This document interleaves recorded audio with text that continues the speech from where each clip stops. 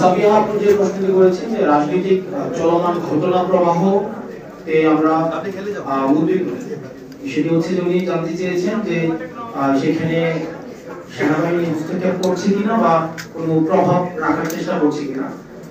সেই বিষয়টি নিয়ে আমরা সন্দিহান, যেহেতু আমাদের সাথে যে আলোচনাটি হয়েছে সেনাবাহিনীর ঊর্ধ্বতন কর্তৃপক্ষ কর্তৃক, সেটি হচ্ছে আমরা মনে করছি সেটি রাজনৈতিক বিষয়ে হচ্ছে হস্তক্ষেপ করা। রাজনীতিবিদরাই নির্ধারণ করবে রাজনীতির ঘটনা প্রবাহ বা চলমান যা কিছুই পরবর্তী রাজনীতি কোন দিকে যাবে সেটি রাজনীতিবিদদের হাতেই থাকা উচিত। তো সেই জন্য আমরা সন্দিহান বলেই হচ্ছে আজকে গতকাল আমার স্ট্যান্ডটি দিতে হয়েছে। আর যেটি বলেছেন যে 5 আগস্টের পরে আমাদের ইনফর্মাল আমাদের সাথে সেনাবাহিনীর বিভিন্ন জায়গায় বিভিন্ন প্রোগ্রামে আমাদের দেখা সাক্ষাৎ হয়েছে। আর 11 তারিখের যে মিটিং সেটি প্রেক্ষাপট ভিন্ন ছিল, সেখানে অপর প্রান্তে ঊর্ধ্বতন কর্তৃপক্ষ উপস্থিত ছিলেন এবং সেখানে আমার স্ট্যাটাসে আমি ডিসক্লোজ করেছি, আমি আমার স্ট্যাটাসেই হচ্ছে আমি ডিসক্লোজ করেছি যে ওখানে সবকিছুই হচ্ছে উপস্থাপন করা হয়েছে। আপনাকে ডেকে নেওয়া হয়েছে?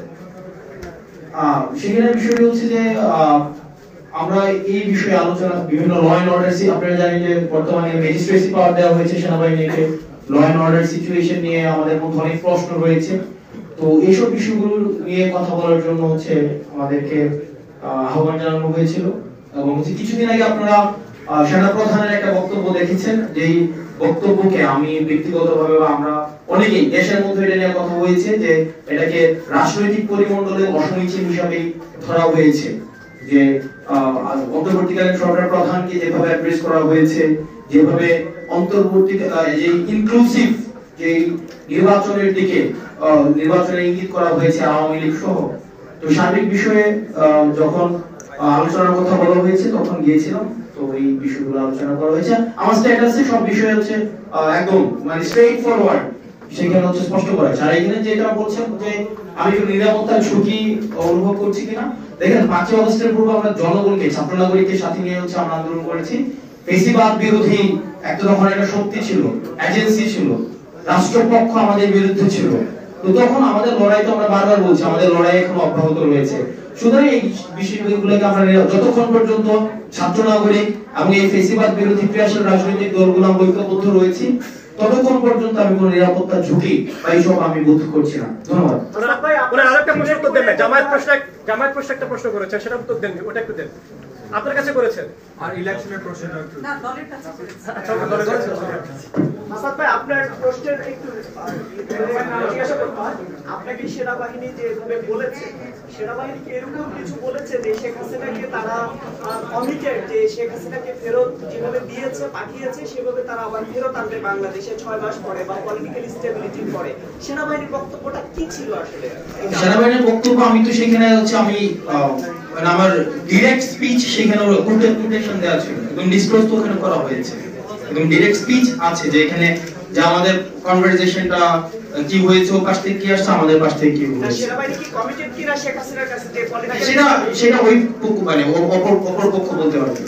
আসলে আপনি যে পোস্টে লিখেছেন সেই পোস্টের সত্যতা যাচাই করার জন্য সেক্ষেত্রে আপনার ঠিক কার সাথে কথা হয়েছে সেটাকে আমাদেরকে জানানো যাবে কিনা? আপনারা হচ্ছে আমি তো ওখানে ক্যান্টনমেন্ট উল্লেখ করেছি, তো আপনারা কথা বলতে পারেন সেখানে। এবং আমরা বলেছি যে এক্ষেত্রে দেখেন 5 আগস্টের পরে আওয়ামী লীগ পুনর্বাসনে, আওয়ামী লীগ একটা বারবার আমরা বলছি যে এই দলটা এখনো পর্যন্ত কোন জায়গায় আপনারা দেখছেন রিগ্রেট ফিল করছে কোথাও, অপরাধের ওই যে একটা গণহত্যা চালাইছে, এটা তো অপরাধী স্বীকার করে নাই।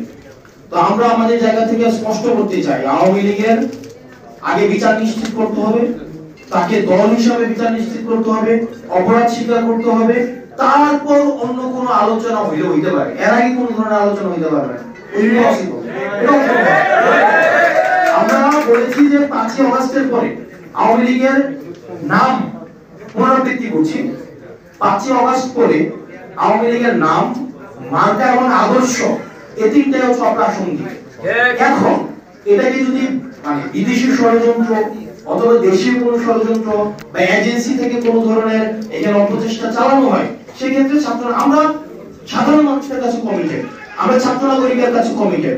আমরা নির্যাতিত, নিপীড়িত, বঞ্চিত, গুম, খুন, হত্যা শিকার যারা গত দীর্ঘ 1.5 দশকের বেশি সময় ধরে হয়েছে, রাজনৈতিকভাবে নির্যাতিত যেই ক্রিয়াশীল রাজনৈতিক দলগুলো হয়েছে, আমরা তাদের কাছে কমিটেড। কোন এজেন্সি, কোন বিদেশি কোন কোন কর্তৃপক্ষ, তাদের কাছে আমরা কমিটেড। Thank you.